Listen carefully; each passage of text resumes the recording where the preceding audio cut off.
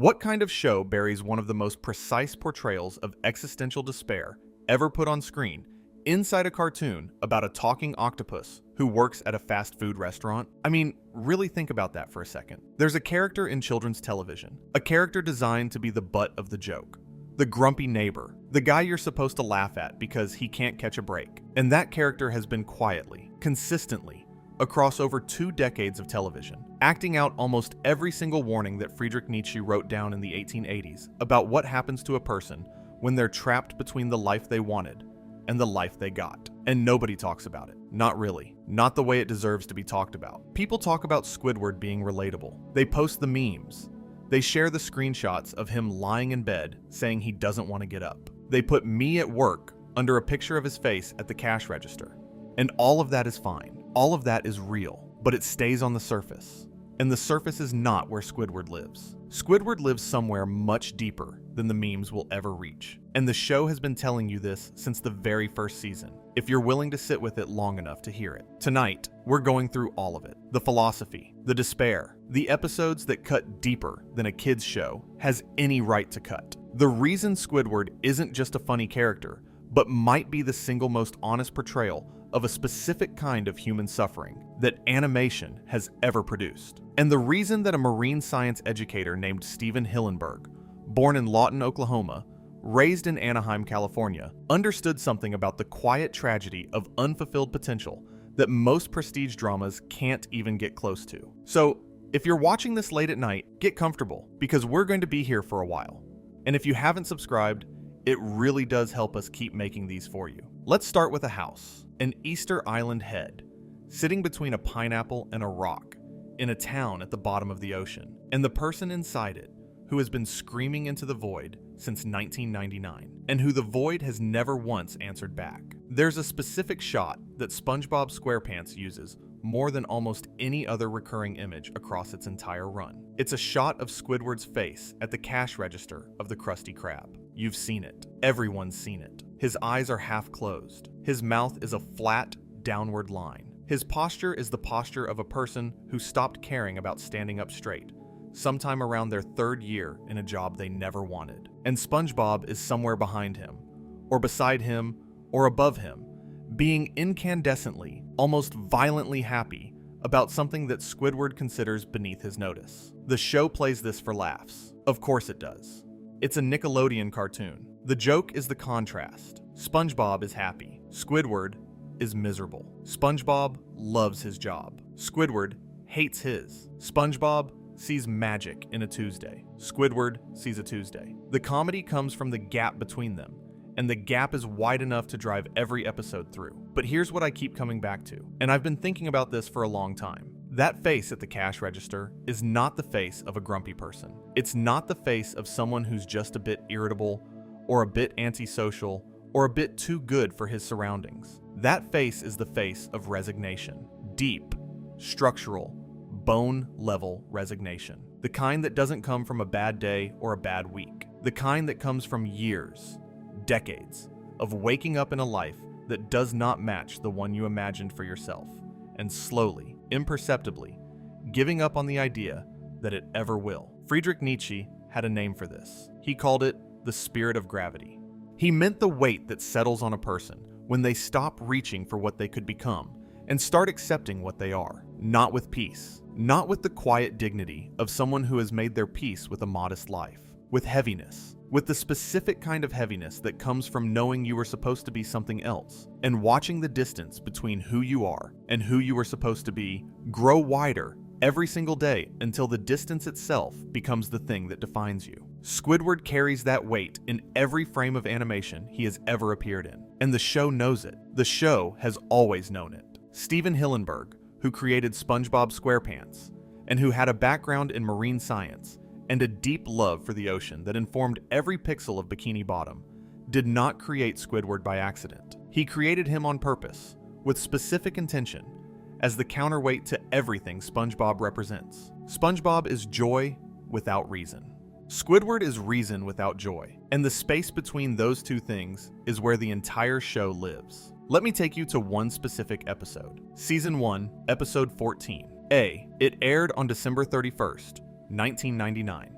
New Year's Eve, the last day of the 20th century. The episode is called SB129, and it is, quietly, one of the most philosophically loaded 11 minutes Nickelodeon has ever broadcast. The premise is simple. Squidward, trying to escape Spongebob and Patrick on a Sunday morning so he can play his clarinet in peace, hides in the Krusty Krab's walk-in freezer. The door jams. He gets frozen. 2,000 years pass. He wakes up in the future, where everything is chrome, and SpongeBob's descendants are somehow even more annoying than SpongeBob. He finds a time machine. He goes to the past. He meets primitive versions of SpongeBob and Patrick. He accidentally invents jellyfishing. He breaks the time machine, and then he ends up somewhere else. He ends up nowhere.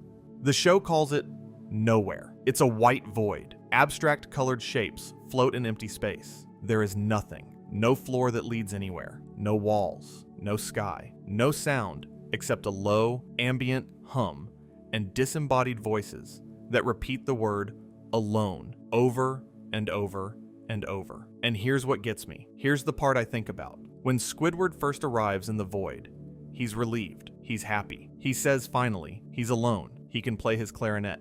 Nobody will bother him. This is what he's been asking for since the very first scene of the very first episode he appeared in. Solitude, peace, the absence of SpongeBob, and the show gives it to him. The show gives Squidward exactly what he says he wants, and within seconds, it destroys him. The voices start saying, alone. The emptiness starts pressing in. Squidward stops playing. He looks around. The void is not peaceful. It's not restorative. It's the thing that happens when you get what you thought you wanted and discover that what you thought you wanted was not what you actually needed. The void is the answer to the question Squidward has been asking since 1999. What if I could just be left alone? And the answer is, you'd lose your mind. He breaks down. He screams. He falls through the floor of the void, back into the time machine, and he says, out loud, with genuine feeling, that the show does not undercut with a joke, that he misses SpongeBob. He misses his life. He misses the thing he's been complaining about for the entire episode. The time machine brings him back. SpongeBob and Patrick are waiting, and Squidward, for about 3 seconds, is genuinely happy to see them. Then they ask him to go jellyfishing, and he's annoyed again. The show snaps back to normal. The status quo returns. But those 3 seconds are real. Those 3 seconds are the entire show. Nietzsche wrote about what he called the eternal recurrence.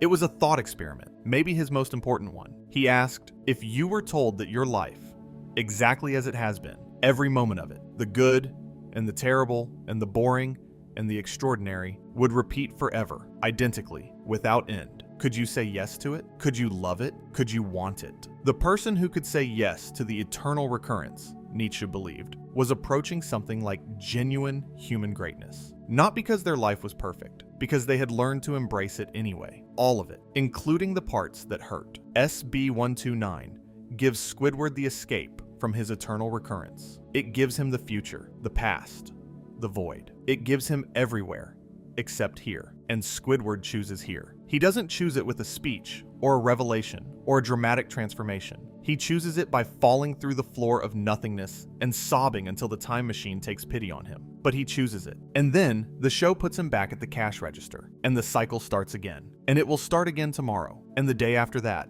and the day after that. For 26 years and counting, I've rewatched SB129 probably 7 times putting this video together. And the thing that hits different every time is not the void scene, although that scene is remarkable for a show that aired on Saturday mornings in 1999. The thing that hits different is the moment right before Squidward hides in the freezer, when SpongeBob keeps knocking on his door, asking if he's ready to go jellyfishing, and Squidward keeps saying no, and SpongeBob keeps coming back, and Squidward keeps saying no louder, and the cycle repeats 5, 6, 7 times, faster and faster, the knocking and the refusing and the knocking and the refusing, until Squidward is literally running through the streets of Bikini Bottom to escape the most persistent person who has ever existed. That scene is funny. It's designed to be funny. The timing is impeccable, but if you watch it knowing what's coming, knowing that this episode is going to send Squidward to the literal end of existence and make him beg to come back to the thing he's running from, the scene becomes something else entirely. It becomes the image of a person who does not know that the thing they're trying to escape is the thing keeping them alive. And that, right there, is the center of the spiral. That's the image I want to keep coming back to. Because everything else about Squidward, every episode, every meme, every me at work screenshot, every philosophical framework you could ever apply to this character radiates outward from that single idea. Squidward does not know what he actually needs. He knows what he wants. He wants recognition. He wants artistic success. He wants a better neighborhood and a better job, and neighbors who don't make him want to impale himself on his own clarinet. But what he needs, what the show keeps demonstrating over and over and over, is the thing he's trying to get away from: the connection, the chaos, the infuriating, relentless, unrequested love of a sponge who will never stop knocking. Nietzsche would have understood this immediately. He wrote extensively about the difference between what a person says they want and what their behavior reveals they actually need. He called the conscious desire the surface, the need underneath it, the thing driving the behavior. He called that the will. And the will, Nietzsche argued, does not always speak the same language as the conscious mind. Sometimes the will wants something the person would never admit to wanting. Sometimes the will is wiser than the person it belongs to. Squidward's will keeps him in Bikini Bottom. Think about that. He could move. The show has shown us this. In Season 2, Episode 6, B, an episode called Squidville that aired on April 28, 2001, Squidward does move. He moves to Tentacle Acres, a gated community designed exclusively for octopuses. Everyone there looks like him. Everyone there acts like him. Everyone there lives in Easter Island heads and plays clarinet and does interpretive dance and buys canned bread and rides bicycles at the same speed, in the same direction, at the same time of day. It is everything Squidward has ever said he wanted, given to him in its purest, most undiluted form, and it nearly kills him with boredom. I actually have a theory about this episode that I've never heard anyone else bring up, and I think it connects directly to what Nietzsche was writing about a century before Squidward existed. Nietzsche described a figure he called the last man. The last man was the endpoint of a certain kind of civilization, not a civilization that collapsed through war or disaster, a civilization that collapsed through comfort. The last man had eliminated all struggle, all striving, all risk. He had discovered happiness. He had built a world perfectly suited to his preferences, and in doing so, he had destroyed the only thing that made life worth living: the friction. The tension between what you are and what you could become. The gap that hurts, but that also, crucially, generates the energy required for anything new to be born. Tentacle Acres is a civilization of last men. Every octopus there has exactly what they want. They have eliminated every irritant, every disruption, every source of friction. The security gates keep out sponges and starfish. The routine is perfect. The canned bread is always in stock. And nobody there is alive in the way that matters. They are comfortable. They are content. They blink. They bike. They play their clarinets in a trio that sounds exactly the same every day. And nothing ever changes. Squidward's response to this is the most revealing thing the show does with his character in the entire first 3 seasons. He doesn't leave because he misses Spongebob. He doesn't leave because he has some sudden revelation about the value of community or the importance of tolerating people who annoy you. He leaves because he picks up a reef blower, the same kind of machine Spongebob and Patrick were playing with at the beginning of the episode, and he starts causing chaos. He starts using it to suck things up and blow things around and annoy the other octopuses. The same way Spongebob and Patrick annoyed him. He becomes the disruption. He becomes the friction. He becomes the thing that Tentacle Acres was designed to prevent. And then the other octopuses chase him out. They corner him. They give him a list of complaints. And Squidward says something that the show frames as a throwaway line, but that I think is one of the most important things he ever says. He says that everyone in this town acts exactly like him, and he sounds disgusted by it. Disgusted by people who are exactly like him. By people who want exactly what he wants. By a world that has been optimized for his exact preferences. He flies out of Tentacle Acres on a reef blower, laughing, and the episode ends with Spongebob and Patrick, who have been trying to find him the whole time, watching him rocket over the horizon and concluding that whoever that was, it definitely wasn't Squidward. But it was Squidward, the real one, the one who doesn't know what he needs, the one whose will is wiser than his conscious mind, the one who will go back to the Easter Island head between the pineapple and the rock and start the cycle over again, complaining every step of the way, because the complaining is not the point. The complaining is the surface. The point is underneath. And the point is that Squidward, despite everything he says, despite every scene of him begging for peace and quiet and solitude and artistic recognition, cannot survive without the very things he says are ruining his life. This is Nietzsche's eternal recurrence in miniature. Can you say yes to the life you have? Not the life you wanted, the one you got, the one with the sponge next door, and the minimum wage job, and the clarinet that nobody thinks sounds good, and the dreams that visit you at night and abandon you by morning. Can you say yes to that? Can you love it? Squidward can't. Not yet. Maybe not ever. But his will keeps him there. His behavior keeps him there. His body keeps waking up and walking to the Krusty Krab and standing behind the register. And the day keeps happening. And somewhere in the gap between what Squidward says he wants and what Squidward's life reveals he needs, there's something that looks, if you tilt your head at the right angle, a little like hope and a lot like grief. And almost exactly like the face of every person who has ever gone to a job they hate and come home to a life they didn't plan and looked at the ceiling in the dark and thought, this wasn't supposed to be it. Now, let me tell you about the episode that made me start thinking about all of this differently. The one that made me realize that the show wasn't just using Squidward for laughs. The one that made me understand that Steven Hillenburg, who studied marine science at Humboldt State University before attending CalArts to learn animation, who combined his love of science and art into a show that debuted on Nickelodeon on May 1st, 1999, was doing something with Squidward that went far, far beyond what the format seemed to allow. Season 2, Episode 4A. It aired on January 27th, 2001. It's called Dying for Pie. The premise: it's Employee Brotherhood Day at the Krusty Krab. Spongebob and Squidward have to exchange gifts. Spongebob makes Squidward a sweater out of his own eyelashes. Squidward, who has made nothing, buys a pie from some pirates outside, not knowing that the pie is actually a bomb. Mr. Krabs figures out what happened after a tiny crumb blows up the back wall of his office.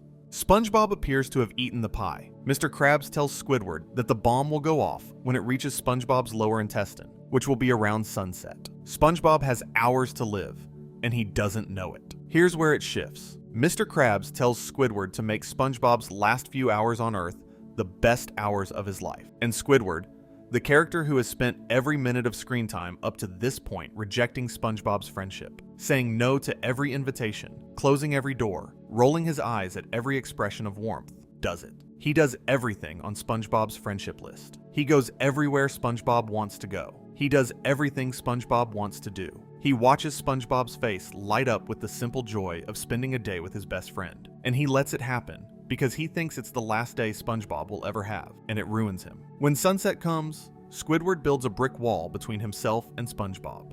He sits on his side, alone, waiting for the explosion, waiting for SpongeBob to die. And the show holds on his face. And his face is not the cash register face. His face is the face of a person who is about to lose someone, and who is only now, at the very edge of the loss, understanding what that person meant to them. There's a tear. Squidward cries. He genuinely cries. Not cartoon crying, not exaggerated wailing, a single tear. The show doesn't comment on it. There's no joke. There's no undercut. Squidward cries because SpongeBob is about to die, and Squidward realized too late that SpongeBob was the only person who ever wanted to spend time with him. Think about that for a second. Think about how devastating that actually is.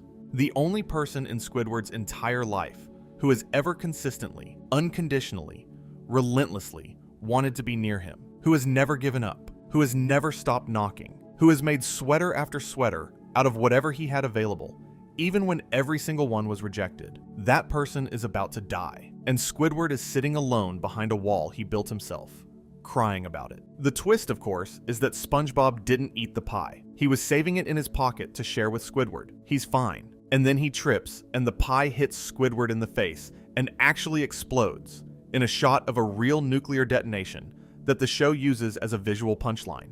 And Squidward survives with a flat ow, and the episode ends. But those moments before the twist, those moments are real. The show gave them to us real. And then it took them back and moved on, the way it always does. Because it's an 11-minute cartoon on Nickelodeon, and the status quo must be restored, and Squidward must be back at the register tomorrow with the same face and the same posture and the same half-closed eyes. But we saw it. We saw what was underneath. and we can't unsee it. And if you've made it this far, you already know this isn't a light video. Nietzsche wrote about what he called the masks that people wear. He didn't mean this in the simple, cynical sense of people being fake. He meant something more compassionate than that. He meant that people build protective layers around the parts of themselves that are too vulnerable to survive direct exposure to the world. The mask isn't dishonesty. The mask is architecture. It's load-bearing. It holds the person up. Without it, the weight of what's underneath would be too much. Squidward's mask is contempt. His mask is the face at the cash register. His mask is the eye roll, the slammed door, the "I have a life" that he says to Spongebob while standing in an empty house doing nothing. His mask is the performance of superiority, of artistic refinement, of being too cultured for the world he finds himself in. The mask says, "I don't care. I don't need this. I don't need you. I am above all of this." And underneath the mask is the tear behind the wall. The mask is not a lie. Squidward genuinely is more culturally sophisticated than SpongeBob and Patrick. He genuinely does have a more refined palate, a deeper appreciation for art and music, a more complex inner life. He's not wrong about that. But being right about it is not the same as being happy because of it. And Squidward's rightness about his own sophistication has become the wall he hides behind, when the alternative, admitting that he needs the very people he looks down on, is too frightening to face. Let me expand outward from here. Let me talk about the clarinet. Squidward plays the clarinet. He plays it badly. This is one of the show's most consistent running gags. He practices constantly. He believes he's talented. Other characters react to his playing with physical pain. In band Geeks, a doctor mistakes his clarinet playing for a dying animal. In nearly every episode where he practices, the sound is so awful that the show uses it as a setup for visual gags about how everyone in earshot is suffering. And here's the thing that most people miss about this, and I think it might be the most important detail in Squidward's entire characterization. Squidward is not bad at music. The show confirms this, quietly, in the margins. In SB129, when he's in the void, alone, with nothing around him, he plays his clarinet, and the music is actually pleasant. It's not a joke. The show plays it straight. In the void, with no one watching, with no pressure, with no performance, Squidward can play. He can't play in front of people. He can't play when it matters. He can't play when the playing is tied to his identity as an artist, to his dream of recognition, to his need to prove that he is what he says he is. The clarinet doesn't sound bad because Squidward lacks talent. It sounds bad because Squidward has buried his talent so deeply under the weight of what the talent is supposed to prove that the talent can't breathe anymore. I need you to think about what that means for a second. It means that Squidward's failure is not a lack of ability. It's a corruption of ability. The thing he can do, the thing that might actually give him the meaning he's looking for, has been so completely absorbed into his identity as an unrecognized genius that the doing of it has become impossible under normal conditions. He can only play well when nobody is listening. The moment an audience appears, the moment the playing has stakes, the moment the clarinet becomes not just a musical instrument, but a referendum on whether Squidward's entire self-image is justified, the music collapses. Nietzsche wrote about this exact phenomenon. He called it ressentiment. It's a French word he used in its original language because the German equivalent didn't capture what he meant precisely enough. Ressentiment is not just resentment. It's a specific kind of resentment that turns inward. It's what happens when a person who believes they deserve more than they have decides, unconsciously, that the reason they don't have more is the fault of the world rather than a consequence of their own choices. And then the resentment of the world becomes the thing that prevents them from making the choices that might actually change their situation. It's a trap. It's the most elegant, invisible trap that a human psyche can build for itself. Because the resentment feels justified. Squidward is right that he deserves better than the Krusty Krab. He's right that his neighbors are obnoxious. He's right that Mr. Krabs is exploitative, and that his artistic ambitions are genuine, and that the world around him does not recognize what he has to offer. He is right about all of it, and the rightness is the trap. Because as long as he is right, he doesn't have to change anything. As long as the problem is the world, the solution is the world changing, not him. And the world is not going to change. The world is SpongeBob and Patrick and the Krusty Krab and Bikini Bottom, and it's all going to be there tomorrow morning, exactly the same. And Squidward is going to wake up and go to work and be right about all of it, and nothing is going to be different. Nietzsche said that ressentiment produces a specific kind of person, someone who is always looking backward, always comparing, always measuring the distance between where they are and where they should be. Someone who collects evidence of their own suffering the way other people collect stamps. Not because they enjoy suffering, but because the evidence justifies the resentment. And the resentment justifies the inaction. And the inaction is the only thing keeping the pain manageable. If Squidward actually tried, actually put himself out there, actually submitted his art to galleries, and his music to competitions, and his plays to theaters, he might fail. And failure would destroy the only thing he has left. The belief that he could succeed if the world would just get out of his way. It's safer to not try and blame the world than to try and discover that the world might have been right about you all along. Let me show you where the show makes this explicit. Season 2, Episode 15, B, Band Geeks, September 7th, 2001. The highest rated episode in the history of SpongeBob SquarePants, a 9.8 on IMDb. Ranked number 1 in the 100 Greatest Nicktoon Episodes Marathon in 2007. Tom Kenny, the voice of SpongeBob, has called it one of his favorite episodes. It is, by almost every measure that exists, the single greatest 11 minutes this show has ever produced. And it is, underneath the comedy, a story about what happens when a person consumed by ressentiment is forced by circumstance to actually build something. The setup: Squidward gets a phone call from Squilliam Fancyson. Squilliam is Squidward's high school rival. He is everything Squidward wants to be: rich, successful, famous, living the life that Squidward believes should have been his. Squilliam tells Squidward that his band is supposed to play at the Bubble Bowl, a massive venue inside a football stadium, but he can't make it. He sarcastically suggests Squidward bring his own band instead. Squidward, driven by ego and humiliation, says he has a band. He does not have a band. What follows is Squidward attempting to build something from nothing. He recruits the citizens of Bikini Bottom. He tries to teach them music. It goes catastrophically badly. 2 flag twirlers fly into a blimp and die. Patrick asks if mayonnaise is an instrument. Mr. Krabs starts a fight about big meaty claws. The entire endeavor falls apart in front of Squidward's eyes. And by the end of the rehearsal process, he is standing in a destroyed room, pinned to a wall by drumsticks, saying what I think might be the darkest throwaway line in the show's history. Too bad that didn't kill me. I need to sit with that for a moment, because the show does not sit with it. The show moves right past it, but Squidward says it. A character in a children's cartoon, pinned to a wall by the failure of his own ambition, says he wishes the failure had killed him, and the show lets it pass in about 2 seconds and moves on, and the audience laughs, and nobody stops to hear what was actually said.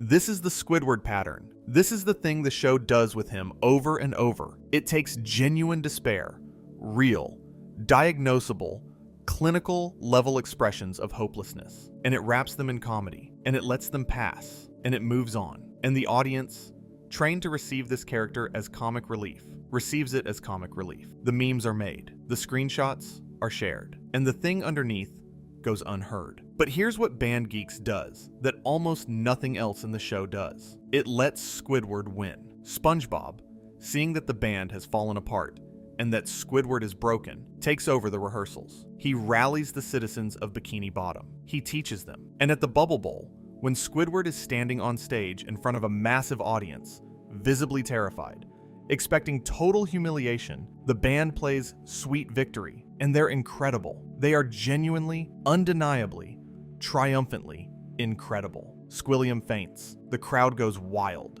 And Squidward throws his baton in the air and jumps. And the episode freezes on his face. And his face is pure, unreserved, uncomplicated joy. The episode ends there. Freeze frame. Squidward in the air. Happy. Just happy. I've watched that ending more times than I should probably admit. And it hits me the same way every time. Not because it's funny, because it's the only time, in 26 years of television, the only time Squidward gets to be purely, simply, unambiguously happy. For one freeze frame, one frozen moment, before the next episode starts and the cash register is waiting, and the face comes back, and the cycle begins again. Band Geeks is the show's answer to its own question about Squidward. Can he build something? Can he create? Can he break through the ressentiment and the contempt and the mask and the clarinet that only plays well when nobody is listening? Yes, he can. But only when circumstances conspire to drag him to the edge of total humiliation and then, at the last possible moment, deliver him. He cannot do it himself. He cannot do it through his own choices. He can only do it when the universe, in the form of SpongeBob's relentless kindness, intervenes. And Nietzsche would have found this devastating, because the person Nietzsche described, the person who could create meaning out of chaos, who could build something extraordinary from the raw material of their own existence, that person, the Übermensch, does it alone, does it from within, does it through the force of their own will, not through the intervention of others. The Übermensch does not need SpongeBob to rally the band. The Übermensch rallies his own band. Squidward is not the Übermensch. Squidward is the person who has everything the Übermensch requires: the intelligence, the taste, the ambition, the awareness of what greatness looks like, and who cannot make the final move, who cannot cross the gap between potential and creation without someone pushing him, who knows what the mountain looks like but cannot climb it without being carried. And this is where I think the Rick Sanchez comparison becomes useful, even though the two characters seem like they couldn't be more different on the surface. There's a really thoughtful analysis out there about how Rick from Rick and Morty embodies everything Nietzsche was afraid of. The man who killed God and has to live with it. The genius who understands the meaninglessness of the universe so completely that understanding itself becomes a prison. And look, I see the connection. Rick and Squidward are both trapped by their own awareness. Both of them know too much to be happy and not enough to transcend. But here's where they split. And I think this split is the most important distinction you can make if you're trying to understand what SpongeBob SquarePants is actually doing with Squidward. Rick's prison is cosmic.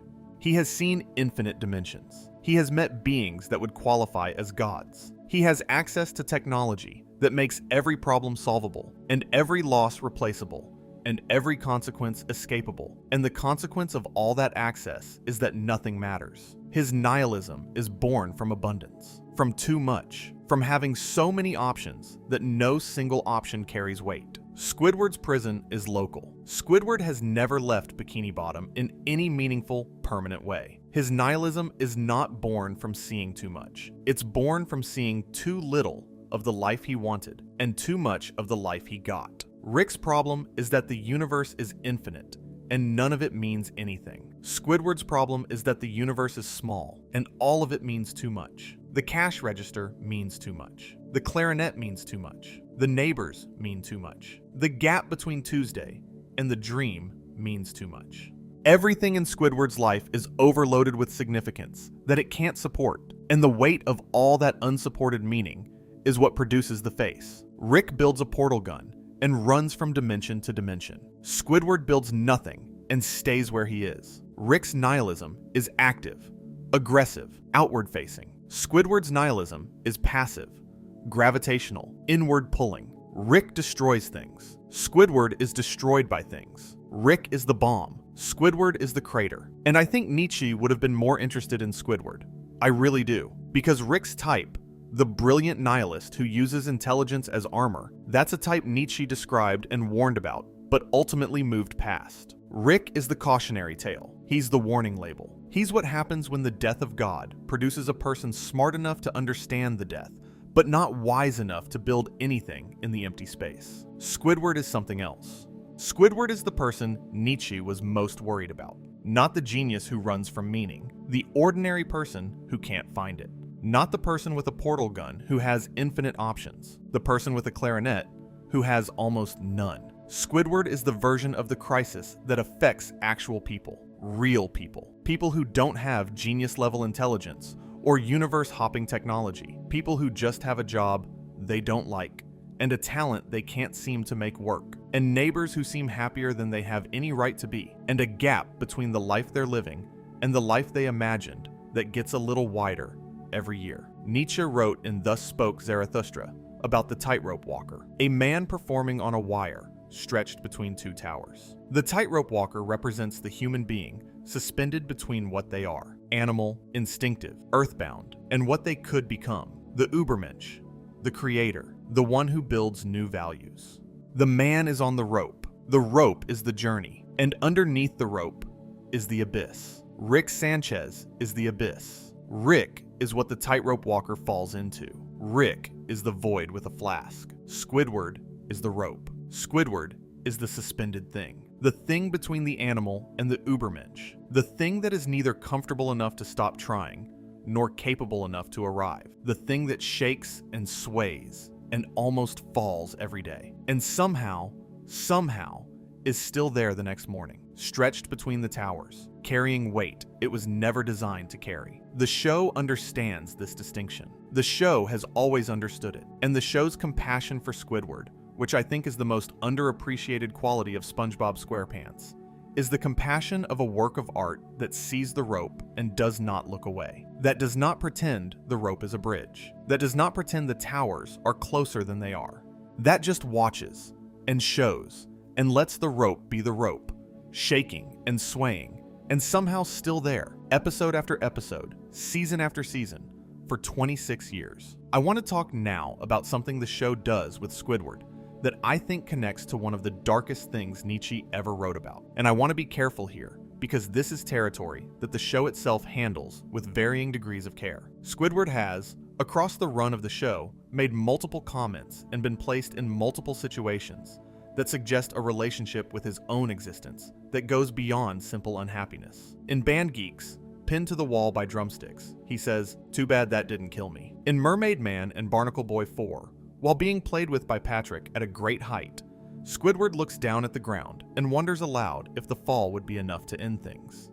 In the Season 3 episode One Crab's Trash, which aired on February 22nd, 2002, there's a graveyard in Bikini Bottom, and somewhere in it, there's a tombstone that reads, "Here lies Squidward's hopes and dreams." It's a background gag, a quick visual joke. The show does not hold on it. The camera passes it in about 2 seconds, but it's there. Someone on the animation team put it there. Someone drew a headstone for the hopes and dreams of a character in a children's cartoon and put it in a graveyard. I keep thinking about that headstone, not because it's shocking. The show has done darker things, but because of what it implies about the show's understanding of its own character. The show knows that Squidward's hopes and dreams are dead, not dying, not in critical condition, not on life support, dead, buried, in the ground, with a headstone. Someone held a funeral for Squidward's inner life, and the show attended and moved on.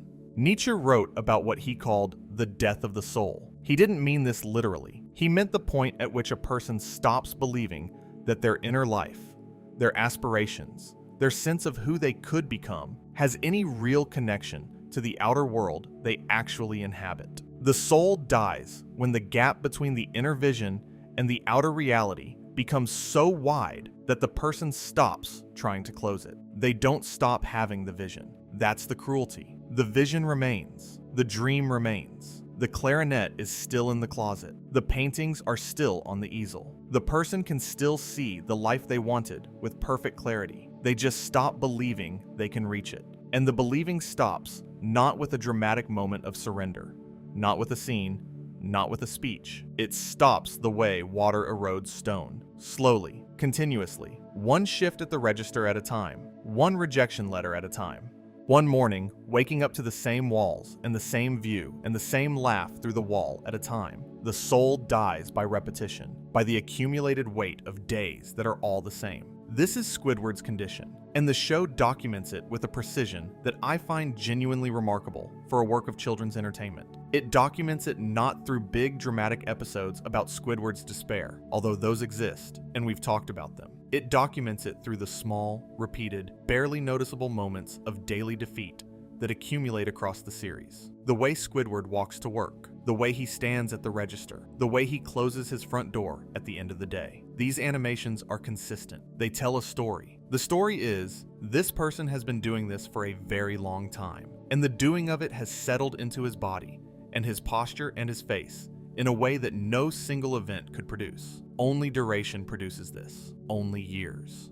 And this is one of those things I think about randomly at like 2 a.m. The entire show, honestly. But Squidward specifically. Because Squidward doesn't have the luxury of nihilism, the way a character like Rick Sanchez does. Rick can afford nihilism because Rick has power. Rick has options. Rick's nihilism is a choice made from a position of infinite capability. Squidward's situation, whatever you want to call it, despair, resignation, endurance, it's not a choice. It's a condition. It's the weather pattern I mentioned earlier. You don't choose weather, you just live in it. Now let me bring Squilliam Fancyson into this, because Squilliam does something to Squidward that I think is one of the show's most precise philosophical instruments, and it connects directly to what Nietzsche called the agony of comparison. Squilliam Fancyson first appears in band Geeks. He's Squidward's old high school classmate. He is, by every external measure, exactly what Squidward wants to be. Rich, famous, talented, surrounded by people who recognize his genius, living in a mansion, leading a successful band, wearing a monobrow that somehow reads as distinguished rather than unfortunate. Squilliam has succeeded where Squidward has failed, and the show makes this contrast as sharp and as painful as possible every single time they share the screen. And here's what I find fascinating about the way the show uses Squilliam. It's not that Squilliam is particularly cruel. He is smug. He is dismissive. He takes pleasure in Squidward's failures. But he's not malicious in the way that a true antagonist would be. He doesn't set out to destroy Squidward. He doesn't need to. His existence does the work. The mere fact that Squilliam exists, that a version of Squidward's life that actually worked out is walking around in the same world, is more devastating to Squidward than anything Squilliam could ever deliberately do to him. Nietzsche wrote about this with terrifying precision. He said that the worst suffering is not inflicted by enemies. The worst suffering is inflicted by mirrors, by the people who show you what you could have been, by the people who took the same raw material you had and built something with it while you built nothing. The enemy attacks you from outside. The mirror attacks you from inside, and the inside is where Squidward lives, alone, with his clarinet, surrounded by walls covered in self-portraits that look the way he wishes he looked, playing music that sounds the way he wishes it sounded, in a house that is everything he has, and that is not enough, and that has never been enough, and that the show keeps returning him to, episode after episode, forever. Squilliam is Squidward's mirror. Every time Squilliam appears, Squidward is forced to look at the gap between who he is and who he could have been. And the gap is not abstract. The gap has a face. The gap has a mansion. The gap has a unibrow and a smirk and a successful music career, and it stands in front of Squidward and says, in so many words, we started at the same place. Look where I am. Look where you are. In the season 3 episode Squilliam Returns, which aired on March 15th, 2002, Squilliam visits the Krusty Krab. Squidward, desperate to impress him, convinces Spongebob and the rest of the staff to transform the restaurant into a fine dining establishment. The entire episode is Squidward frantically trying to close the gap between his reality and Squilliam's perception, trying to manufacture an illusion of success grand enough to make Squilliam believe that Squidward's life turned out differently than it actually did. And it almost works. For a few beautiful minutes, the illusion holds. Squidward stands in a transformed Krusty Krab wearing a tuxedo, and Squilliam looks impressed, and the gap seems, for a moment, closable.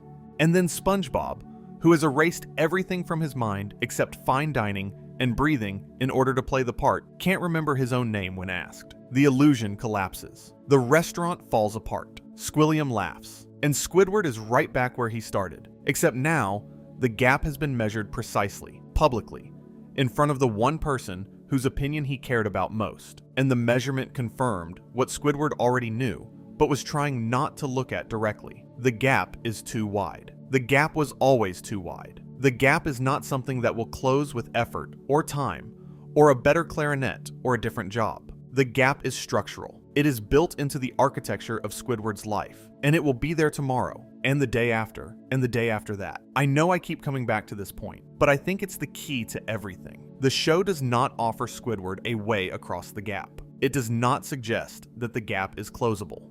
It does not even really suggest that the gap should be closed. What the show does, with enormous subtlety and enormous compassion, is suggest that the gap is survivable. That a person can look at the distance between who they are and who they wanted to be, and instead of closing it, or denying it, or dying from it, they can live inside it. They can get up in the morning and carry it. Not gracefully, not happily, not with the amor fati that Nietzsche dreamed of, but they can carry it, and the carrying is not nothing. Which brings me to Spongebob himself, because SpongeBob is doing something in this dynamic that I think most people completely miss. And I think it might be the single most philosophically radical thing the show ever does. SpongeBob does not try to close the gap for Squidward. This is crucial. SpongeBob does not try to make Squidward's dreams come true.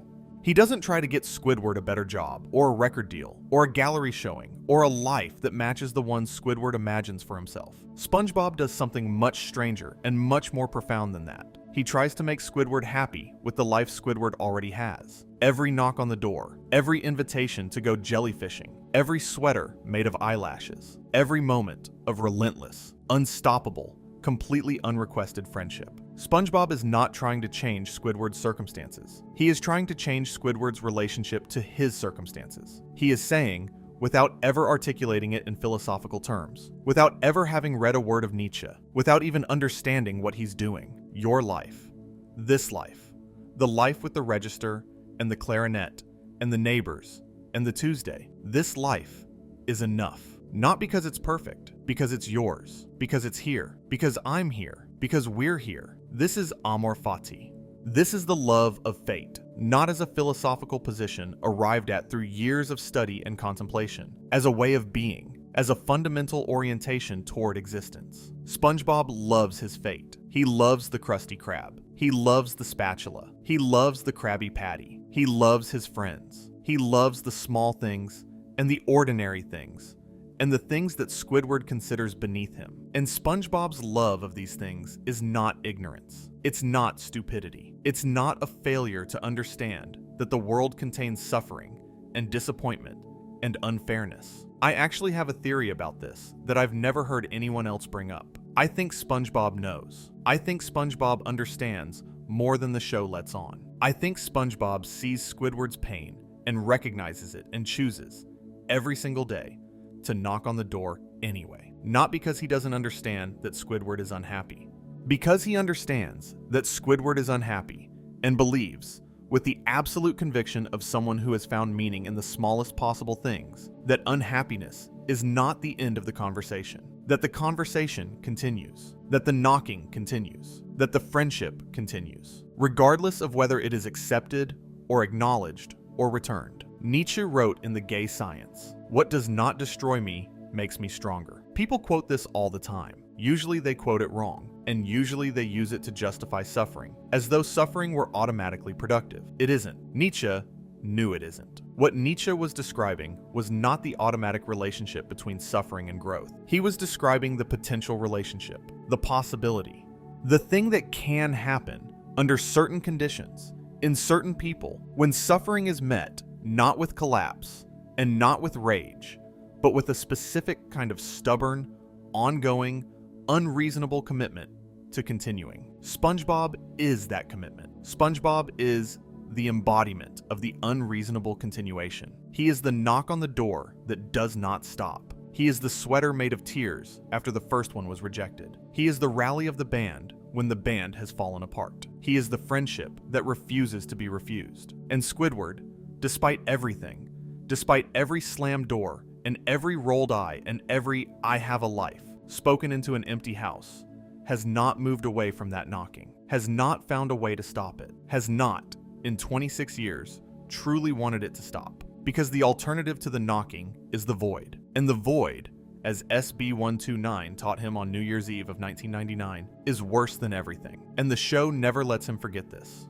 The next episode, whatever it is, he's back at the register. The face is back. The cycle is back. The freeze frame of joy is a memory, if it's even that. The show runs on what people call negative continuity. Nothing carries over. No growth is permanent. No victory lasts past the credits. And for most characters, this is fine. SpongeBob doesn't need continuity because SpongeBob's happiness is structural. It's built into him. It doesn't require events to sustain it. But for Squidward, the lack of continuity is existential punishment. Every victory is erased. Every moment of connection is reset. Every time the mask slips and the real Squidward shows through, the next episode reseals it. He is Sisyphus with a clarinet. The boulder goes up. The boulder comes down. The boulder goes up. The boulder comes down. And here's where I think the show does something genuinely extraordinary. Something that almost nobody gives it credit for.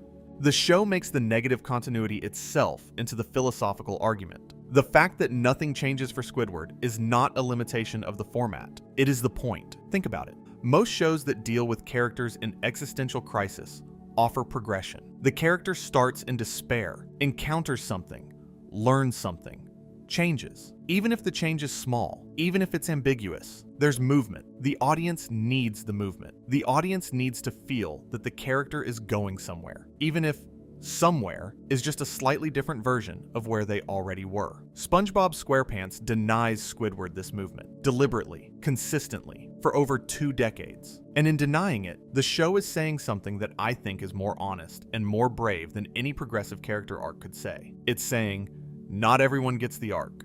Not everyone changes. Not everyone learns the lesson.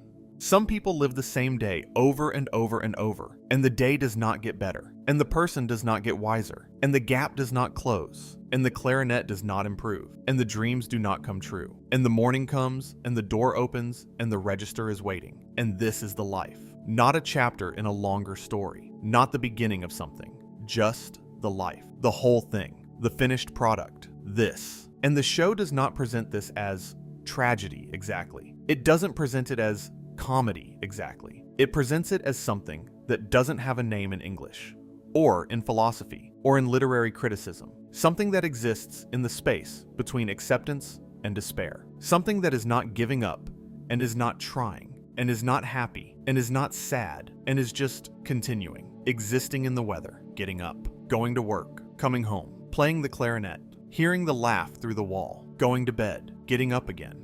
Albert Camus, who was influenced by Nietzsche, wrote that we must imagine Sisyphus happy. He meant that the act of pushing the boulder, even though the boulder will always roll back down, even though the pushing will never produce a permanent result, can itself become a source of meaning if the person pushing it chooses to find meaning in it. Camus's answer to the absurdity of existence was not to despair, and not to hope, but to revolt, to keep pushing, to make the pushing itself the point. Squidward does not imagine himself happy. Squidward does not revolt in the Camusian sense. Squidward does not choose the pushing. Squidward is pushed by the alarm clock, by the shift, by the mortgage presumably, by the routine that has calcified around him like amber around an insect. He does not choose to continue, he just continues. And the continuing, unchoiced, unrebellious, unphilosophical, is nevertheless a continuation. It is, in its own way, an answer to the void, not a satisfying answer, not a triumphant answer, an answer that says, I'm still here. I showed up. I didn't stay in bed. I didn't stay in the void. I'm at the register. The face is on. The day is happening. I think about this a lot. I think about how many people in the world are at their own version of the register right now, with their own version of the face, in their own version of the gap, and how the philosophical tradition has almost nothing to say to them. Nietzsche says, become the Übermensch, create your own values, transcend. Camus says, revolt, push the boulder with joy, embrace the absurd. And both of these are beautiful, and both of these are true, and both of these are almost completely useless to the person who is at the register at 4 in the afternoon, and who cannot access transcendence or revolt, and who just needs to get through the next 3 hours. Spongebob SquarePants says, the sponge will knock, the door will open, or it won't. The clarinet will be there tonight. The morning will come. You don't have to be the Übermensch. You don't have to push the boulder with joy. You just have to be here, tomorrow, again and again. And that's not nothing. That's not a failure of philosophy. That might be the only philosophy that actually works for most of the people living inside most of the lives that actually exist. Let me bring this somewhere specific. Let me talk about one more episode in detail, because I think it captures everything I've been describing in a single 11-minute segment. And I think it's one of the most underrated episodes in the show's entire run. Season 1, Episode 3. B. It aired on July 31st, 1999, in the very first month of the show's existence. The episode is called Plankton, and I'm not actually here to talk about plankton. I'm here to talk about what happens in the background, because in this episode, like in so many early SpongeBob episodes, there are moments where the camera passes over Squidward at the register, and he is simply there, not doing anything, not saying anything, not being the focus of a scene, just existing in the background, at the register, with the face. And I bring this up because I think there's something profound about the fact that the show consistently includes these moments, these non-moments, These frames where Squidward is not performing, not reacting, not being used for a joke, just being present in his own misery in the background of someone else's story. Because that's what most of life is. Most of life is not the story. Most of life is not the episode. Most of life is the background, the spaces between the events. The register at 4 in the afternoon when nothing is happening and the day is just happening to you. The show puts Squidward in the background of SpongeBob's adventures, and in doing so, it tells you something about the show's understanding of narrative itself. SpongeBob gets the adventures. SpongeBob gets the story. SpongeBob's life is the thing that happens. Squidward's life is the thing that doesn't happen. Squidward's life is the background, the setting, the context, the static, unchanging reality against which SpongeBob's dynamic, eventful existence plays out. And this is, honestly, the most realistic thing about the show. Because most of us are Squidward. Most of us are in the background of someone else's adventure. Most of us go to work and come home and the day happens and nothing changes. And we are the setting, not the story. And the story belongs to people who seem to be made of different material, brighter material, material that catches light and makes things happen and generates events worth telling. SpongeBob is made of that material. Squidward is not. And the show, by placing them next to each other, by making them neighbors, by making them co-workers, by making them part of the same frames and the same scenes and the same world, is doing something that I think Nietzsche would have found both beautiful and terrible. It is showing you the tightrope and the abyss in the same shot. It is showing you ascending life and declining life, living next to each other, eating the same food, breathing the same water, sharing the same walls. It is showing you that the gap between the person who has found meaning and the person who hasn't is not a gap between different worlds. It's a gap between neighbors, a wall between a pineapple and an Easter Island head, a door that opens and closes every morning, forever. Nietzsche wrote that the highest and the lowest in a culture always exist side by side, that the Übermensch and the last man are not separated by centuries or continents. They share a street, they share a marketplace, they share a world. And the proximity is the thing that makes the last man's condition unbearable, because the last man can see every day what he is not. Squidward can see what he is not every day, through the window, through the wall, in the laugh that comes through at night, in the knock that comes in the morning. What he is not is joyful. What he is not is free. What he is not is SpongeBob. And the show holds both of them in the same frame and says, look, this is the world. This is how it works. The joyful and the despairing live next door. The meaningful and the meaningless share a shift. The person who has found the answer and the person who is still asking the question are flipping the same burgers and walking the same streets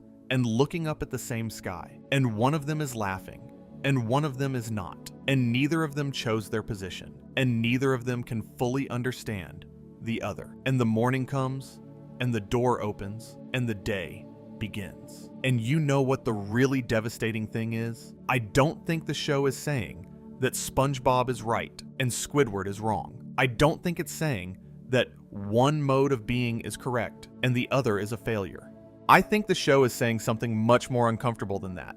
I think it's saying that both of them are honest responses to the same reality. SpongeBob's joy is not delusion. Squidward's despair is not error. They are looking at the same ocean, the same bikini bottom, the same Krusty Krab, the same customers, the same daily routine, and they are seeing it differently because they are built differently, because they carry different weights, because one of them has the gift of contentment and the other has the curse of awareness, and neither of them asked for what they got. The show is saying that the world contains both of these people, always has, always will, and the world does not adjudicate between them. The world does not say, be like SpongeBob and you'll be happy. The world says, here is the register, here is the clarinet, here is the morning, here is the knock on the door. What you make of it is yours. What you feel about it is yours. The world provides the raw material. The meaning is your problem. That's Nietzsche. That's the whole of Nietzsche, reduced to its most essential form.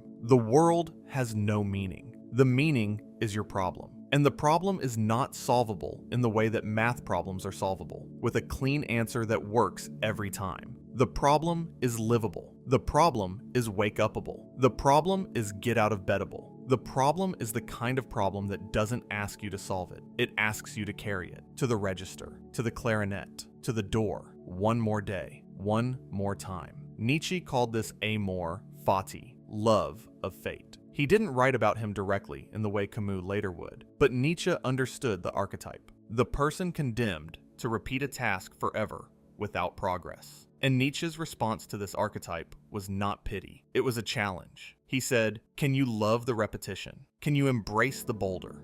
Can you find meaning not in the arrival at the top, but in the pushing itself? Squidward cannot, not yet, maybe not ever. But the pushing continues, every morning, every episode, every season. The pushing continues, and if you're still with me, we need to go somewhere darker now. We need to go to the episode that took everything I've been describing, the mask, the ressentiment, the desire for solitude that conceals a terror of it, the clarinet that only plays in the void, and turned it into something that made me genuinely uncomfortable the first time I watched it, and something that makes me genuinely sad every time I've watched it since. Season 8, Episode 17. A. It aired on March 31st, 2012. It's called Are You Happy Now? The premise: Spongebob asks Squidward what his happiest memory is. Squidward says he doesn't have one. Spongebob, being Spongebob, takes this as a mission. He spends the episode trying to create a happiest memory for Squidward. He takes him to a concert.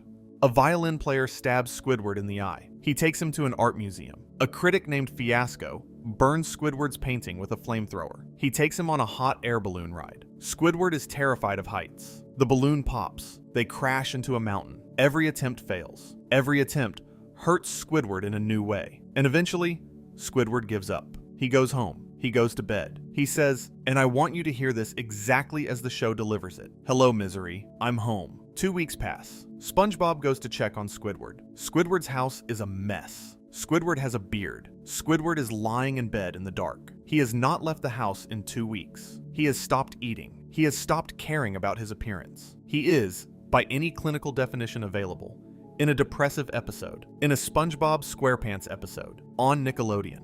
And then the show does something that sparked controversy when it aired, and that I still don't know how to feel about more than a decade later. Squidward is shown reaching for a rope.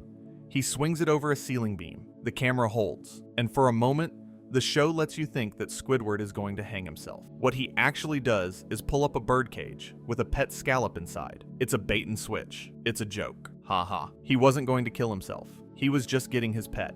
And then, separately, Squidward is shown putting his head in an oven. The camera holds, and for a moment, the show lets you think Squidward is going to gas himself. What he actually does is take out some brownies. Another bait and switch. Another joke. Here's what I need to say about this, and I want to be careful, because I think this is important. Those scenes are not funny. They are not funny even in the context of a show that regularly uses dark humor as part of its comedic toolkit.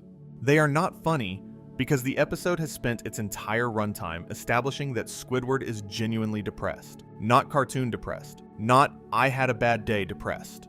Genuinely, clinically, 2 weeks in bed, not eating, depressed. And in that context, the suggestion that he might attempt to end his life is not a surprising or absurd escalation that generates comedy. It is a logical continuation of what the episode has been showing you. The bait and switch works as a joke only if you don't believe the setup. And the episode has given you every reason to believe it. This is the episode where the show overreached, I think. Where the writers, whether they intended to or not, stumbled into territory that the format couldn't support. You can't spend 8 minutes building a genuinely harrowing portrait of depression and then pivot to sight gags about brownies and bird cages and expect the audience to switch emotional registers fast enough to laugh. Some viewers can, some did. But a lot of people came away from Are You Happy Now? Feeling something they hadn't felt watching SpongeBob before, genuinely worried about a fictional octopus. And here's the thing about being genuinely worried about a fictional octopus. It means the character works. It means the writing works. It means that across 13 seasons by that point, across hundreds of episodes, across thousands of moments at the cash register, and the clarinet, and the door being slammed, the show had built a character so consistent in his suffering, so precise in his despair, that when the show finally showed him at the bottom, the audience believed it. The audience believed that Squidward had no happiest memory. The audience believed that 2 weeks in bed was not an exaggeration, but a destination the character had been heading toward for over a decade. The ending of the episode is strange. Spongebob, unable to find anyone willing to come to a party for Squidward, fills the Krusty Krab with thousands of papier-mâché versions of himself. Squidward sees them and snaps, not into happiness, into fury. He destroys every single papier-mâché Spongebob with manic, almost psychotic glee. And the show presents this as the resolution. This is Squidward's happiest memory, destroying representations of the person who has been trying to make him happy. I think about this ending a lot, not because it's good television, I'm honestly not sure it is, but because of what it reveals about the show's understanding of its own character. Squidward's happiest memory, the thing that finally breaks through the depression and the apathy and the 2 weeks in bed, is destruction, not creation, not connection, not the freeze-frame joy of band Geeks. Destruction. The violent erasure of the thing that has been pursuing him, the thing he can't escape, the thing his will keeps pulling him back to. He destroys it, and he smiles, and the show lets that be the answer. Nietzsche described what he called active nihilism versus passive nihilism. Passive nihilism is Squidward in bed, the collapse, the giving up, the refusal to engage with a world that has repeatedly shown you it has no intention of giving you what you deserve. Active nihilism is Squidward destroying the papier-mâché Spongebobs, the eruption, the violence of someone who has been passive for so long that when the energy finally comes, it comes as demolition rather than construction. Neither of these is what Nietzsche wanted. Nietzsche wanted the person who could break through both of them, the person who could look at the meaninglessness, look at the suffering, look at the gap between the life they wanted and the life they got, and instead of collapsing inward or exploding outward, could create something new in that space, could say yes to the whole catastrophe, could love the fate they were given, not because it was good, but because it was theirs. Squidward has never reached this. The show has never let him reach it, and I don't think the show intends to, because the show understands something that most philosophical discussions of Nietzsche conveniently leave out. Most people don't reach it. Most people live their entire lives in the space between the collapse and the eruption, oscillating, cycling, pushing the boulder up and watching it roll down. And the idea that you can simply will yourself into a state of creative transcendence is itself a kind of comforting fiction that helps philosophers sell books, but doesn't do much for the person standing behind a cash register at 4 in the afternoon, wondering where their life went. SpongeBob SquarePants is honest about this. More honest than most prestige dramas. More honest than most serious explorations of existential themes. It is honest because it lets Squidward be Squidward.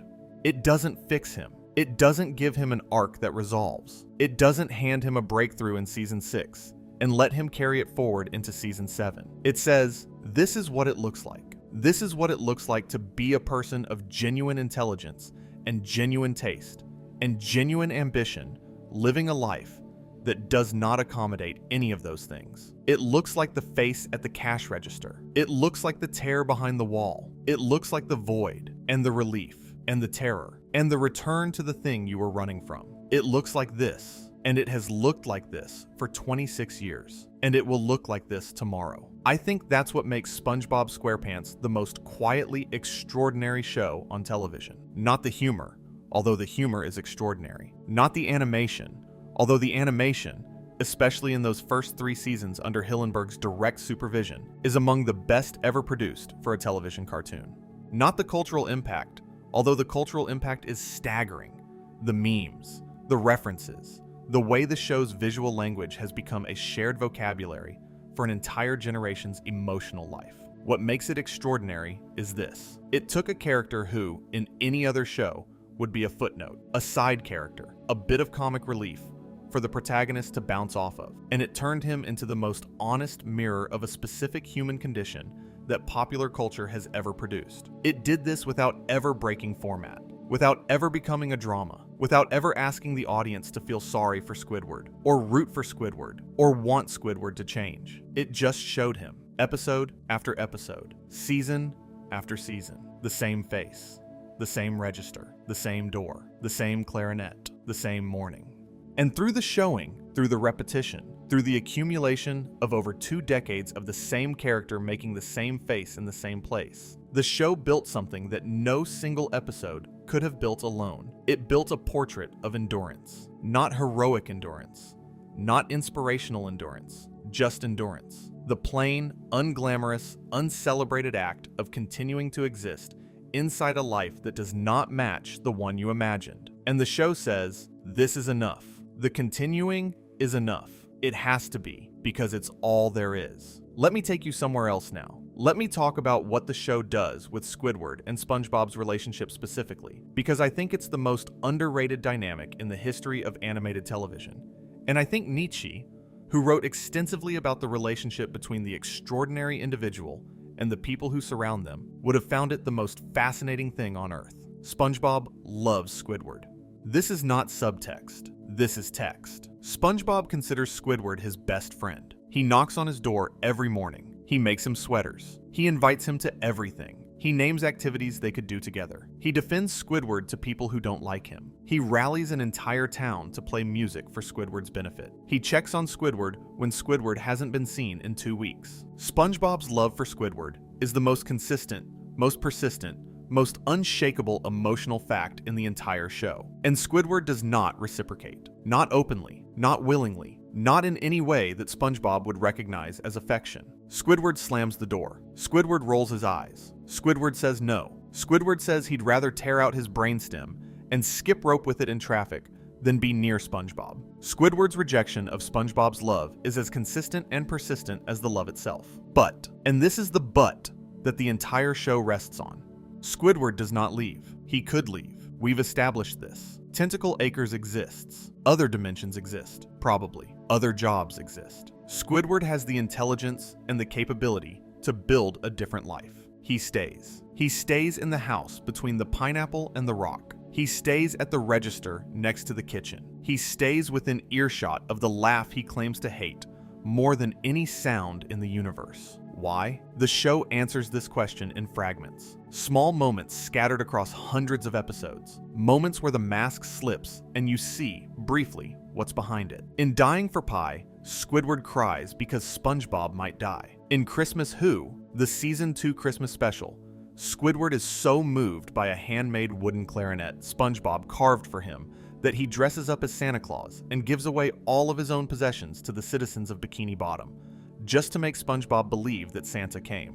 It is the kindest thing Squidward does in the entire show, and he never intended for it to go that far, because doing it openly, admitting that SpongeBob's feelings mattered enough to give away everything he owned, would require him to admit something the mask cannot accommodate. In SB-129, he says he misses SpongeBob, out loud, to a time machine, in the void. In Squidville, he recreates SpongeBob and Patrick's chaos in a world designed to prevent it, because the world without chaos is worse than the world with it. In Band Geeks, he watches SpongeBob rally the band on his behalf and stands on stage as the direct beneficiary of SpongeBob's belief in him.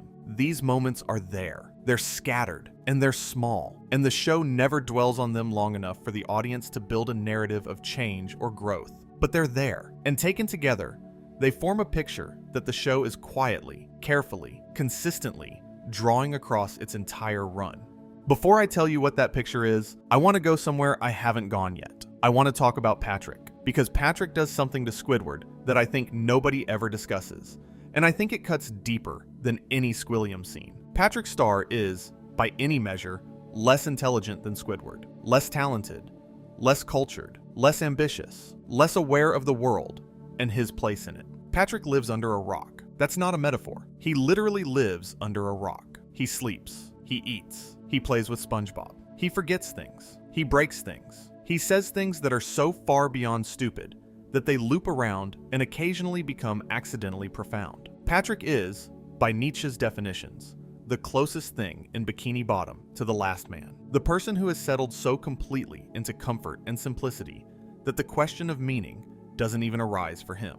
Patrick doesn't struggle with the gap between aspiration and reality because Patrick doesn't aspire. Patrick doesn't suffer from unfulfilled potential because Patrick has never conceived of potential in the way that Squidward conceives of it. Patrick just exists, contentedly, under his rock, blinking, and Patrick is happy. This is the thing that I think grinds at Squidward more than anything Squilliam does. Because Squilliam's happiness makes a kind of sense to Squidward. Squilliam is happy because Squilliam succeeded. Squilliam has the mansion, and the band, and the career, and the recognition. Squilliam earned his happiness, in Squidward's framework, by achieving the things that Squidward failed to achieve. Squilliam's happiness is painful, but it's comprehensible. It follows rules that Squidward understands. Patrick's happiness follows no rules. Patrick has nothing. Patrick has achieved nothing.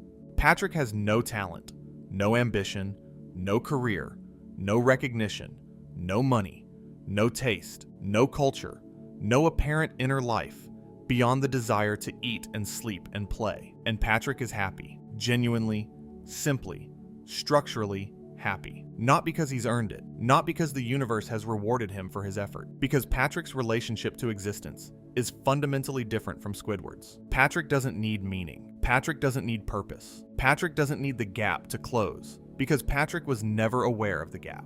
Patrick lives in the present with a totality that Squidward, trapped in the past of his failed ambitions and the future of his unreachable dreams, cannot access. And Squidward, who looks down on Patrick, who treats Patrick with the specific dismissive contempt of someone who considers another person beneath the threshold of worth engaging with, is also, on some level, watching Patrick with a kind of bewildered, resentful fascination. Because Patrick has the thing. Patrick has the thing that Squidward has spent his entire life trying to obtain through achievement, through recognition, through artistic excellence, through cultural superiority. Patrick has contentment. Patrick has peace. And Patrick got it for free, without earning it, without deserving it, by any standard Squidward recognizes. Patrick just has it. It lives in him the way his belly lives in him. It's just there. Nietzsche would have had complicated feelings about Patrick. On one hand, Patrick is the last man, the person who has stopped reaching for anything beyond the immediate, the person whose contentment comes from the absence of ambition rather than its fulfillment. On the other hand, there's something in Patrick's mode of being that approaches what Nietzsche called innocence of becoming, the state in which a person exists without guilt, without measurement, without the constant corrosive comparison between what they are and what they should be. Patrick is innocent in a way that Squidward will never be, because innocence requires the absence of the knowledge that Squidward carries, and you can't unknow what you know. This is the deepest source of Squidward's suffering, I think. Deeper than the register, deeper than the clarinet, deeper than Squilliam. The deepest source is the knowledge, the awareness, the fact that Squidward can see, with perfect clarity, what his life is and what it isn't. He can see the gap. He can measure it. He can feel it every day, its exact dimensions, its exact weight. And he cannot close his eyes to it the way Patrick can, because Squidward's eyes were never designed to close. His intelligence, his taste, his sensitivity, the very qualities that make him Squidward, are the qualities that make it impossible for him to do the one thing that would give him peace. Stop looking. Stop looking at the gap. Stop measuring. Stop comparing. Stop thinking about Squilliam and the concert hall and the life that should have been. Just stop. Just be. Just exist.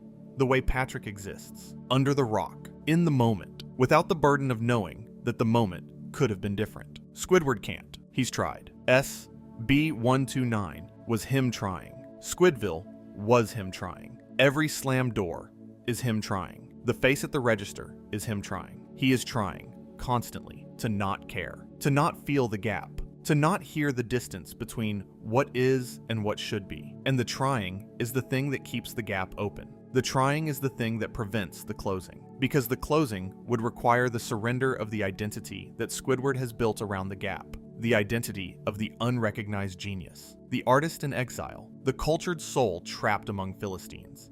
And that identity, painful as it is the only identity he has. Without it, he's just a cashier.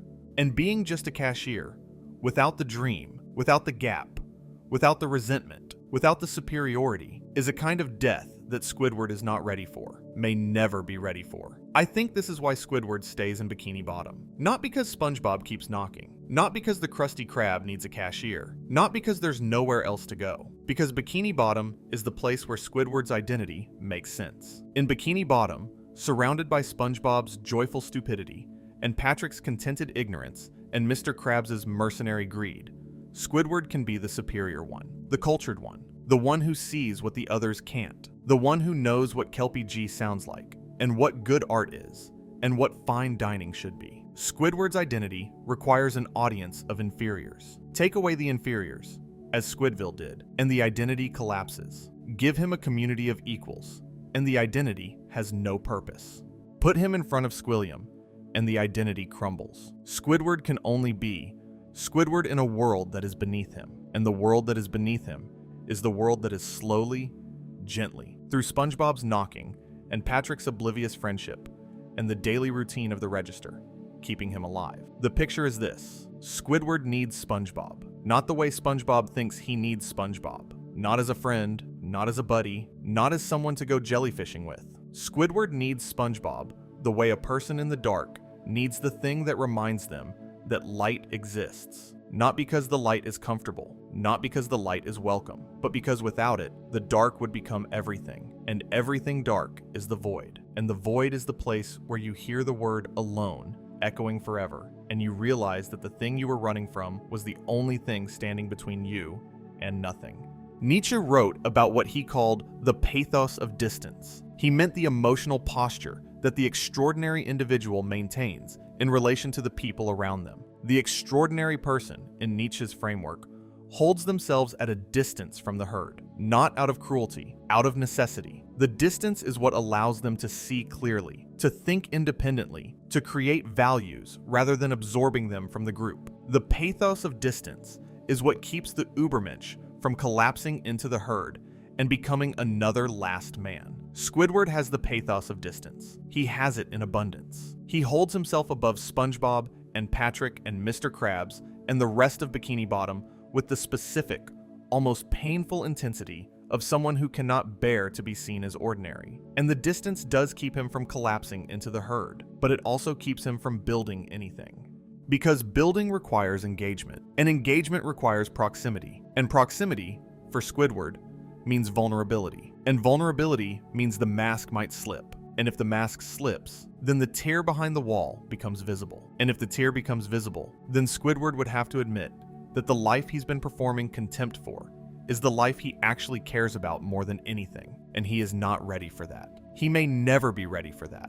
The show knows this. The show has always known this. And the show's genius, and I don't use that word lightly, the show's genius is that it does not try to fix it. It does not resolve it. It holds Squidward in this state of permanent, unresolvable tension and lets the comedy and the tragedy coexist in the same frames, in the same scenes, in the same character, without ever choosing one over the other. Squidward is funny, and he is tragic, and the show never asks you to pick. It says, both, always, both. That's the deal.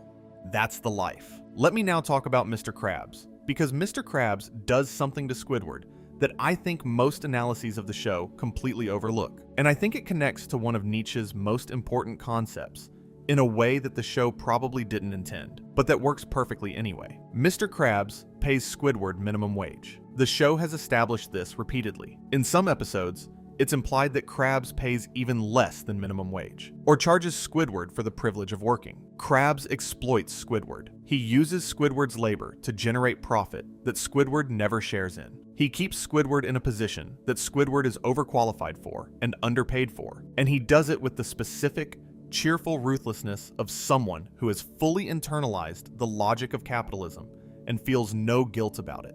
And Squidward stays. This is where I think the show does something quietly radical. Because Squidward's entrapment at the Krusty Krab is not just a character trait or a source of comedy. It's a portrait of economic unfreedom that is more accurate and more unflinching than most serious depictions of labor exploitation in American media. Squidward hates his job. Squidward is bad at his job, not because he can't do it, but because he resents it too much to do it well. Squidward dreams of a life outside his job, and Squidward cannot leave his job because the show never gives him a viable alternative. Because the economy of Bikini Bottom is structured in a way that a person of Squidward's specific skills, artistic, creative, temperamentally unsuited to service work, has no path to a different life. Nietzsche wrote about what he called slave morality. He meant the moral framework that develops among people who are denied power. The slave, in Nietzsche's framework, does not have the ability to act on the world directly. He cannot change his circumstances through force of will. So he develops a morality that reframes his powerlessness as virtue. Patience becomes a moral good. Humility becomes a moral good. Acceptance of suffering becomes a moral good. The slave morality takes the conditions imposed from above and converts them into internal values so that the suffering feels chosen rather than inflicted. Squidward has not accepted slave morality. This is crucial. Squidward has not made peace with the Krusty Krab. He has not reframed his work as meaningful, or his suffering as ennobling, or his position as acceptable. He rejects it every day, every episode. He shows up and he hates it, and he makes no effort to pretend otherwise. And this is, in a strange way, the most Nietzschean thing about him. Because Nietzsche's problem was not with suffering. Nietzsche's problem was with people who pretended their suffering was a choice, who dressed up their chains as jewelry, who converted their powerlessness into a moral system that made powerlessness look like wisdom. Squidward refuses to do this. He refuses to convert his suffering into virtue. He refuses to pretend the Krusty Krab is anything other than what it is, a place that takes his time and gives him nothing of value in return. And this refusal, this constant, grinding, exhausting refusal to accept what has been imposed on him, is simultaneously the most admirable and the most destructive thing about him, because the refusal keeps him honest. But the refusal also keeps him stuck, because energy spent rejecting your circumstances is energy not spent changing them. He refuses to accept. He refuses to leave. He refuses to adapt. He refuses to create within the constraints he's been given. He stands at the register and he refuses. And the refusing is its own kind of prison. And the prison is shaped exactly like the one it's refusing. And Squidward cannot see this, because seeing it would require the mask to come off. And the mask is load-bearing. And without it, there's just the tear and the wall and the void. And the show lets this be. The show does not rescue Squidward from this. The show says, this is what the refusal looks like across a lifetime. It looks like the face at the register. It looks like the clarinet that can only play in the void. It looks like band Geeks. One night, one freeze frame, and then back to it. Back to all of it. Forever. Now I want to talk about something that I think is one of the most subtle and important things SpongeBob SquarePants does across its entire run. And it's something that doesn't get discussed enough. And it connects to what Nietzsche called the will to power, which is probably his most misunderstood concept.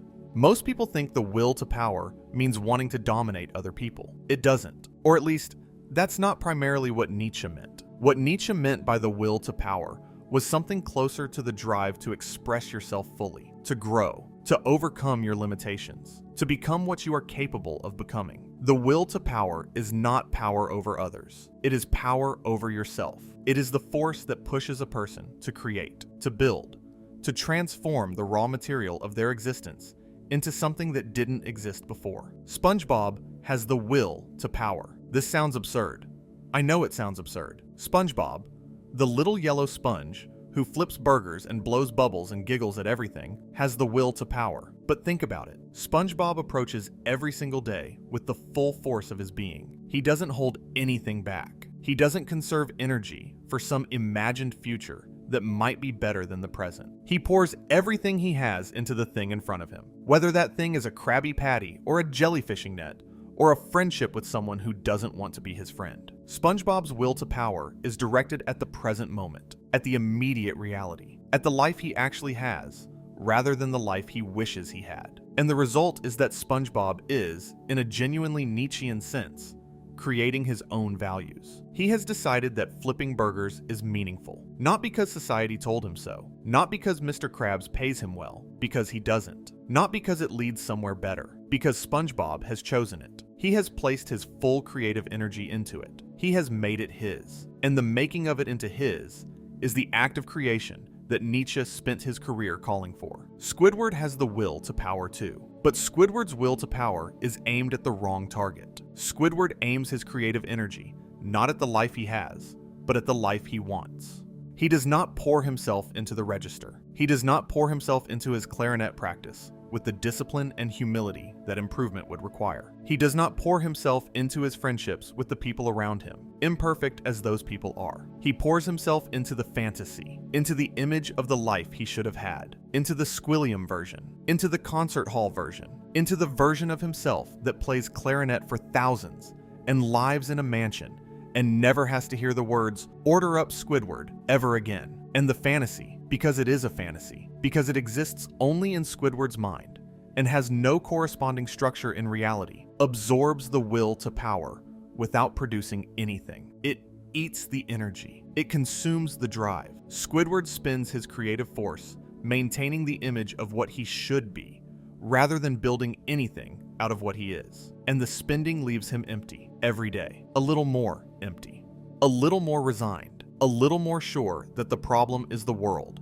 and not the direction of his own energy. The thing about Spongebob is that he rewards rewatching in a way that almost no other animated show does. Every single time, you catch something you missed. And what I catch now, what I didn't catch when I was 12 or 15 or even 20, is that the show is structured around this exact contrast. SpongeBob's will is directed outward, into the present, into the actual. Squidward's will is directed inward, into the imagined, into the absent. And the outward direction produces joy, not because the circumstances are joyful, but because the engagement itself is the source of the joy. And the inward direction produces despair, not because the imagination is flawed, but because the imagination without action is a machine for manufacturing disappointment. Nietzsche described this as the difference between ascending life and declining life. Ascending life moves toward creation.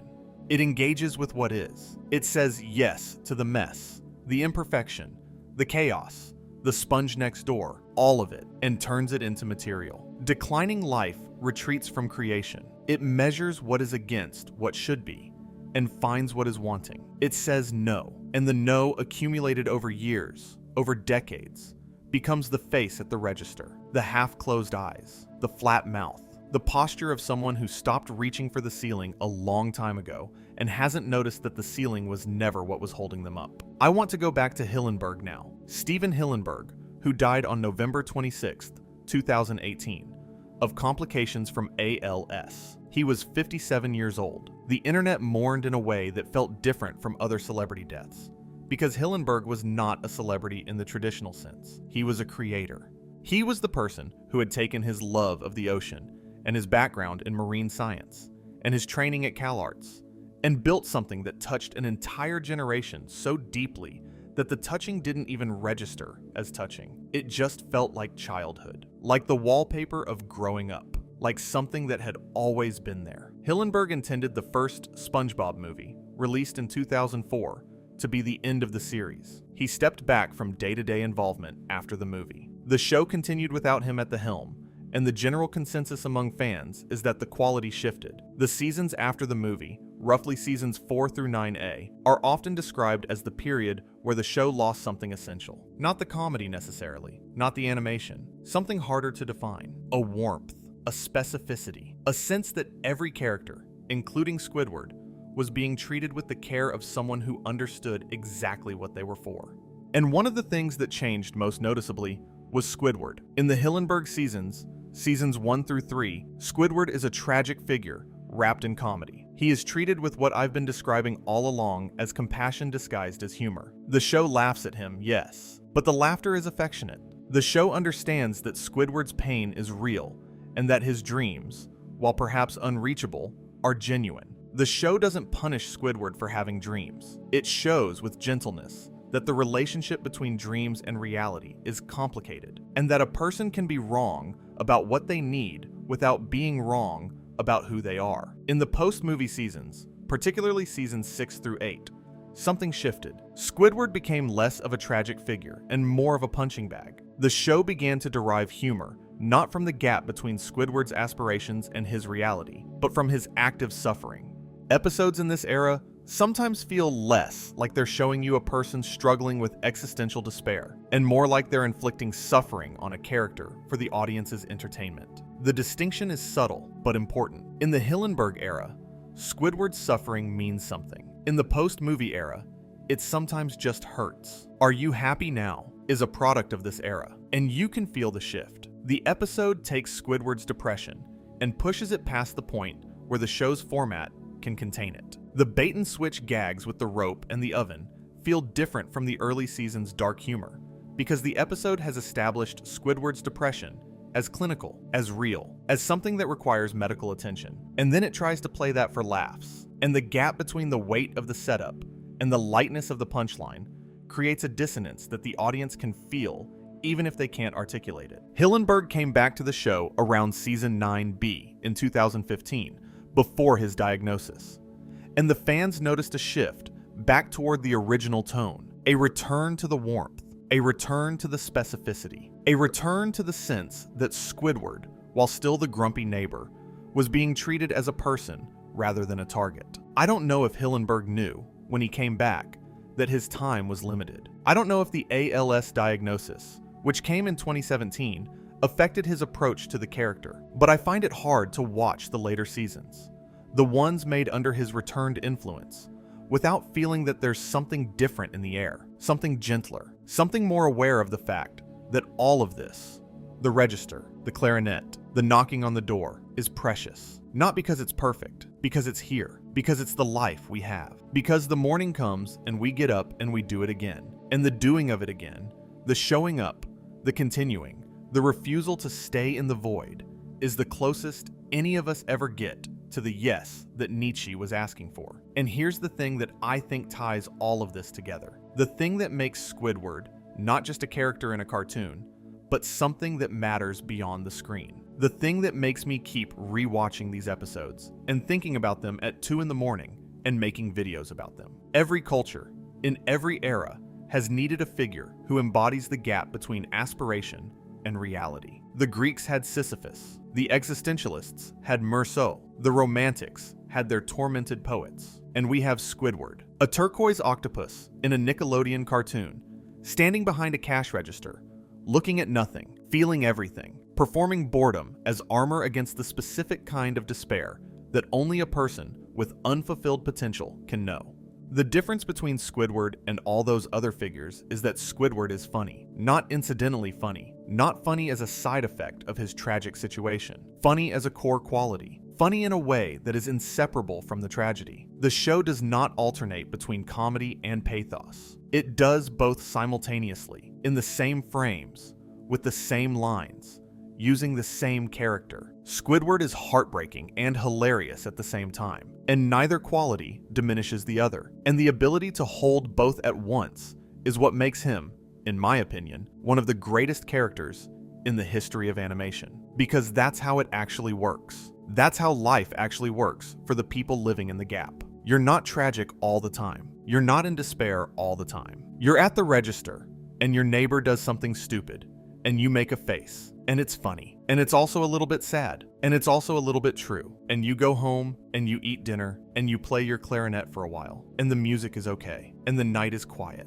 and the morning comes, and you do it again. It's funny, and it's sad, and it's boring, and it's everything. All of it, all at once, forever. And no single word, no single emotion, no single philosophical framework captures all of it. Only the living of it captures it. Only the getting up and the doing it again. Squidward gets up. That's the thing. That's the whole thing. Every morning, every episode, every season, despite everything, despite the register and the dreams and the gap and the mirror and the void, he gets up. He puts on the face. He opens the door, and Spongebob is there, and the day begins. Let me talk about one more thing before I bring this to a close. I want to talk about the audience, about us, about the people watching Squidward from outside the screen. When SpongeBob SquarePants first aired in 1999, its primary audience was children. Kids watched SpongeBob because it was funny and bright and energetic and had a talking sponge who lived in a pineapple under the sea. They watched Squidward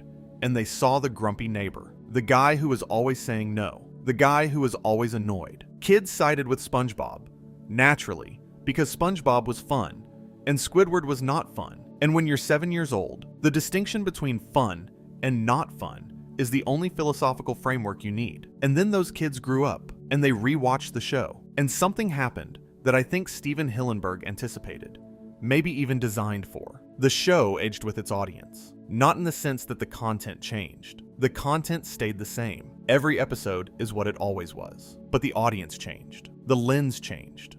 The life experience that the audience brought to the viewing changed. And Squidward, who was the grumpy neighbor when you were 7, became something else when you were 17, and something else again when you were 25, and something else again when you were 30. He became familiar. He became recognized. He became the face you saw in the mirror after a bad shift, the posture you felt in your own body after a day that was exactly like yesterday and would be exactly like tomorrow, the voice in your head that said, "I have a life," while standing in an empty room doing nothing. The Spongebob to Squidward pipeline, people call it. The slow, inexorable migration of audience identification from the joyful protagonist to the despairing neighbor, from the person who finds meaning in everything to the person who can't find it in anything, from the person who loves the register to the person who hates it, from ascending life to declining life, from the pineapple to the Easter Island head. And the pipeline is real. It's measurable. The meme economy around SpongeBob SquarePants shifted dramatically in the 2000s. SpongeBob himself remained a meme, of course, but the memes increasingly belonged to Squidward. The Squidward looking out the window meme, the Squidward in bed meme, the Squidward at work meme, the entire genre of me at my job memes that use Squidward's face as the universal signifier of occupational despair. The audience didn't just relate to Squidward, the audience became Squidward. The audience looked at the character who had been the joke and said, "That's me. That's my life. That's my face." And here's where I think the show does something that Nietzsche would have found both fascinating and alarming. The memes, the screenshots, the me at work posts, all of them do the same thing that the show itself does with Squidward. They take genuine despair and wrap it in comedy. They make the suffering funny. They make the gap between aspiration and reality into a punchline. They let you touch the truth without holding it. You can post the Squidward meme and your friends can laugh and you can laugh and everyone understands what's being communicated, and nobody has to sit with it. Nobody has to ask, "Are you okay?" Nobody has to say, "I feel this way too and I don't know what to do about it." The meme does the work of acknowledgement without the work of engagement. Nietzsche wrote about the marketplace.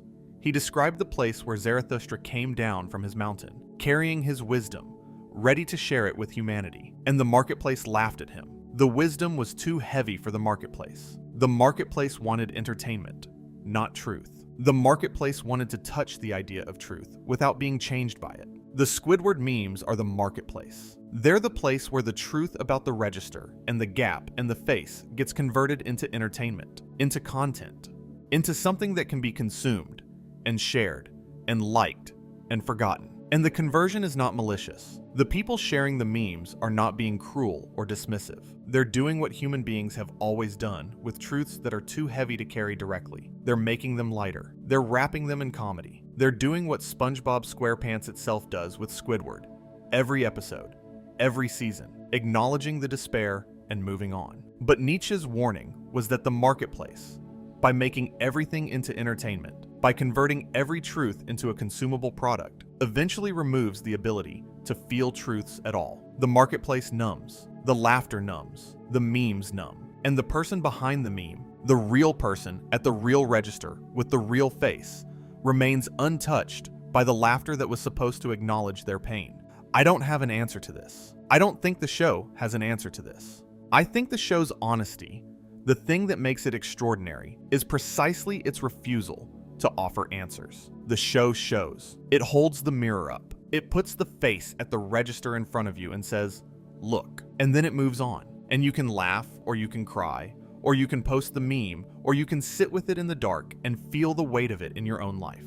The show doesn't tell you which response is correct. The show trusts you with the ambiguity. The show trusts you the way a good friend trusts you, by telling you the truth and then letting you decide what to do with it. And that trust, that willingness to show something real and then step back, is what makes this more than a cartoon. It's what makes this art, not prestige art, not gallery art, not the kind of art that announces itself as important. The kind of art that lives in your house for years before you notice what it's been saying to you the whole time. The kind of art that you grow into.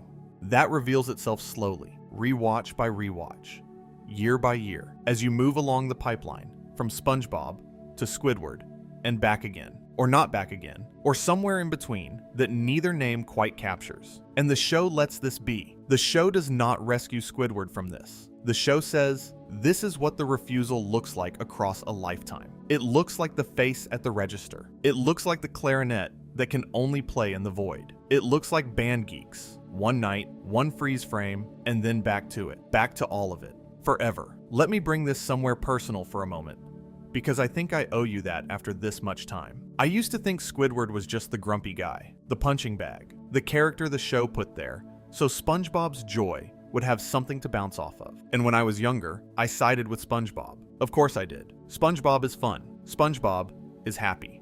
SpongeBob has figured it out, whatever it is. And the show tells you every episode that SpongeBob's way is the right way. The way that leads to fulfillment and friendship and the perfect Krabby Patty cooked with love. And then I got older, and I started rewatching, and something shifted. Not dramatically, not overnight, but slowly, rewatch by rewatch. I started seeing Squidward differently. I started recognizing things. The face at the register. The gap between the life imagined and the life lived. The dream that exists just close enough to touch and just far enough away to never reach. The people around you who seem to have figured out how to be happy with so much less than what you think you need. And the way their happiness makes your unhappiness feel like a personal failure rather than a reasonable response to unreasonable circumstances. I started seeing Squidward not as the butt of the joke, but as the diagnosis.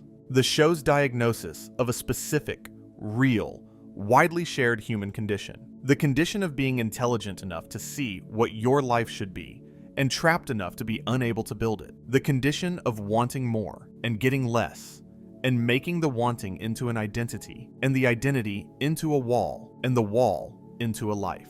And I think this is what Steven Hillenburg understood. I think this is what he built into the character from the ground up. Hillenburg, who studied marine biology, who worked as a marine science educator at the Ocean Institute in Dana Point, California, who taught kids about the ocean before he ever made a cartoon about it. Hillenburg understood creatures. He understood ecosystems. He understood that every organism exists in relation to the organisms around it, and that the relationships between organisms are not always comfortable, and not always fair, and not always what either party would choose if they had the option.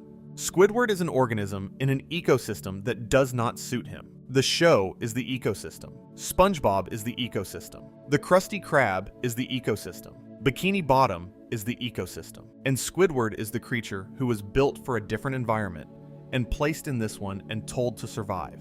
And he survives. Every day, every episode, he survives. He does not thrive. He does not transcend. He does not find the Nietzschean amor fati, the love of fate, that would allow him to embrace his life as it is and build something from it. But he survives. He endures. He wakes up and he puts on the face and he goes to the register, and the day happens and the day ends and the day starts again. And I think there is something in that endurance, something the show has been quietly pointing at since 1999, that Nietzsche might have respected even if he wouldn't have celebrated it. Because Nietzsche's Übermensch is a goal. It's a horizon. It's the thing you walk toward, not the thing you arrive at. And the walking is done one day at a time, in conditions that are never ideal, by people who are never ready, and who do it anyway, and who fail, and who do it again, and who fail again, and who wake up tomorrow and do the whole thing one more time. Squidward is doing the whole thing one more time. He has been doing it for 26 years. He will do it tomorrow. The boulder goes up. The boulder comes down. The clarinet sounds bad. The door slams. The face is at the register, and SpongeBob knocks on the door again, and again, and again. Let me spiral back to where we started, because I promised you a spiral, and the spiral has to close. Remember the question: what kind of show buries one of the most precise portrayals of existential despair ever put on screen inside a cartoon about a talking octopus who works at a fast food restaurant? The answer, I think, is the kind of show that understands something about despair that most serious art gets wrong. Most serious art treats despair as a special condition, a dramatic state, a crisis that arrives and demands attention and gets resolved or doesn't. And either way, the story ends. SpongeBob SquarePants treats despair as a weather pattern. It's always there. It's in the background. It comes and goes. Some days are worse than others. The face at the register is not a crisis. It's a climate. And the climate does not demand resolution. It demands endurance. Nietzsche understood this. His philosophy was not about dramatic breakthroughs. It was about the daily, unglamorous, repetitive work of choosing to continue existing in a world that offers no guarantees and no meanings and no ceilings above you to hold the structure up. The death of God was not a single event. It was a climate change. The old certainties dissolved slowly. The building lost its ceiling gradually. And the people inside the building had to keep living in it anyway.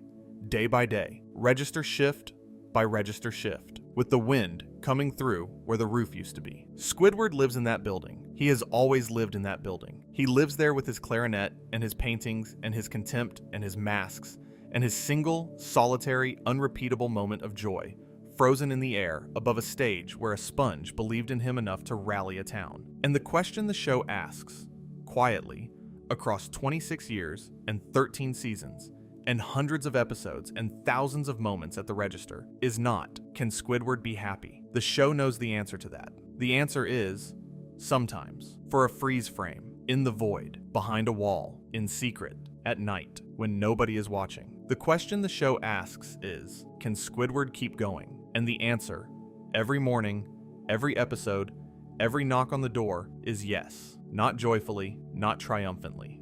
Not with the amor fati that Nietzsche dreamed of. With the face, with the posture, with the half-closed eyes and the flat mouth and the body of a person who has not given up but has also not found a reason to be glad about it. Yes, one more day, one more shift, one more door slammed in the face of the only person who has never stopped knocking. There's a scene. It's small. You might have missed it. It's not in a famous episode. It's not in the memes. It's a moment where Squidward is alone in his house at night, and the camera is outside, looking in through his window, and he's playing his clarinet.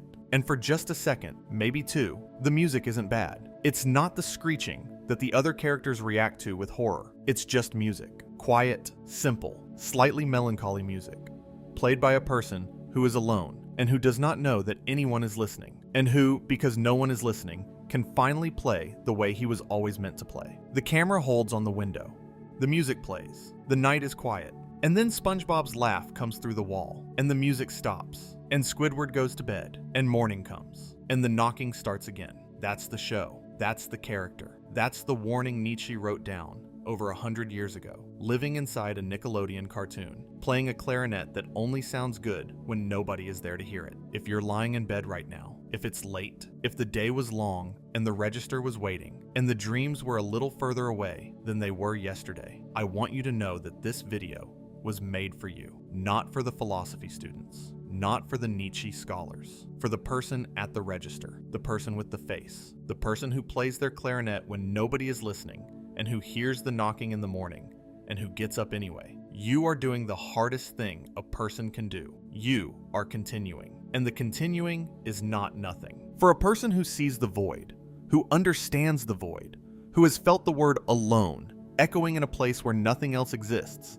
the continuing is quietly everything. Thank you for spending this time with me tonight. If you enjoyed this, please consider subscribing. It helps more than you know. And if you can't sleep, well, that's what the next video is for. What kind of show buries one of the most precise portrayals of existential despair ever put on screen inside a cartoon about a talking octopus who works at a fast food restaurant? This kind. The kind that understands that the despair is not the end of the story. The despair is the weather. And the person standing in it, playing music nobody hears, is the story. The music plays. The night is quiet. The morning will come. And Squidward will get up. He'll open the door, and Spongebob will be standing there, already smiling, already ready, already holding out an invitation to do something that Squidward considers beneath him. And Squidward will say no, and Spongebob will come back, and Squidward will say no again, and Spongebob will come back again. And at some point, whether Squidward says yes or no, the day will happen anyway. The register will be there, the clarinet will be there tonight, the dreams will visit, and they won't stay. And the gap will be exactly the width it was yesterday, and the face will settle into its familiar lines, and the Easter Island head will stand between the pineapple and the rock, the way it has always stood, solid, unmoved, watching the same ocean from the same window for 26 years. And somewhere in that house, behind that face, underneath that mask, there is something alive, not happy, not triumphant, not transcendent, alive. The way a thing is alive when it has survived everything that should have killed it and doesn't know why it's still here, but is still here anyway. Playing music nobody hears, dreaming dreams nobody shares. Getting up every morning for reasons it can't articulate and doesn't need to, because the getting up is the reason. The getting up is the whole reason. Nietzsche never met Squidward, but Nietzsche spent his life looking for Squidward, looking for the person suspended on the rope between the animal and the Übermensch, looking for the person in the gap, looking for the face at the register, looking for the evidence that human beings could survive the death of God and the death of meaning and the death of the ceiling, and still, somehow, get up in the morning, still play the clarinet, still open the door. He found the answer in philosophy, in concepts and frameworks and thought experiments, in the Übermensch and amor fati and the eternal recurrence.